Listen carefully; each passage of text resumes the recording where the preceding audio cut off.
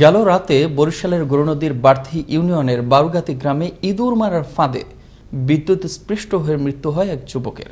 তবে এমন মৃত্যুকে রহস্যজনক বলছেন নিহত যুবকের স্বজনরা। এই ঘটনায় মঙ্গলবার থানায় মামলা দায়ের করে নিহতের পরিবার। এখন সুষ্ঠু তদন্তের দাবি তাদের। বরিশাল থেকে কাজী আলামিনের প্রতিবেদনে থাকছে বিস্তারিত।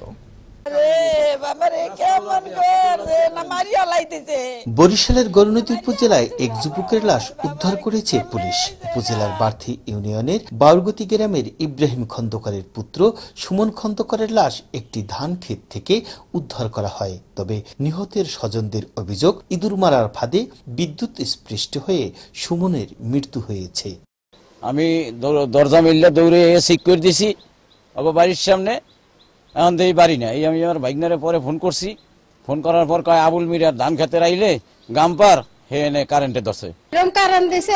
আমরা হেরা জানে না, পোলাপানে জানে না, পোলাপানে হুঁশিয়ার করে দেয় না। এর বিচার আমরা কাউকে না জানিয়ে ইঁদুর মারার ফাঁদে বিদ্যুৎ ব্যবহার করায় এই মৃত্যুর ঘটনা ঘটেছে জানালেন স্থানীয়রা।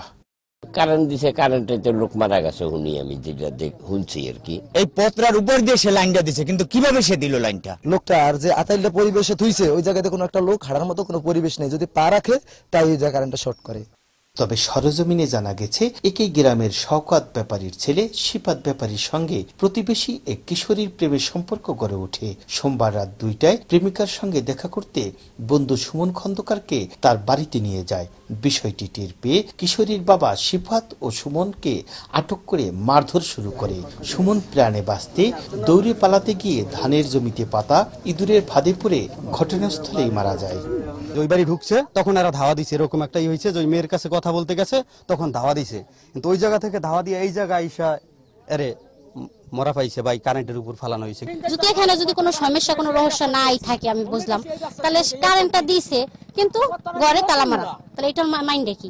আমরা দেখছি যে মাগুর বাবার ছিল, আমরা ওই বাড়ির ঘরের মধ্যে এই আবদালে বিয়া, তাই এই এর পরে দেখলাম যে এই সোহেলের বউ এই মাজা এইভাবে এই পোলাটা ধরে বসে কইছে যে তোরে ছাড়বো না, মোর মাইয়া মরে মরুক, তোরে মুই ছাড়বো না। শিফাতকে সামান্য আঘাত করলেও সুমন খন্দকারকে মারধরের বিষয়টি অস্বীকার করেছেন কিশোরীর মা মাহফুজা বেগম। সিপাতের আটটার দোষী আমার আব্বুর ধারে আসছিল, সিপাতের আটটার দোষী ধরে আমি গেছি মতন আর আব্বুটা সিপাতের সুপার দিছে। এ ব্যাপারে তদন্ত করে আইনগত পদক্ষেপ নেওয়ার কথা জানিয়েছেন গরুনদী মডেল থানা পুলিশ। ইঁদুর মারার ফাঁদে যুবকের মৃত্যু না হত্যা, এ রহস্যের সঠিক তদন্ত করে জড়িতদেরকে আইনের আওতায় এনে দৃষ্টান্তমূলক শাস্তির দাবি জানিয়েছেন নিহতর পরিবার। কাজী আলামিন, আনন্দ টিভি, গরুনদী, বরিশাল।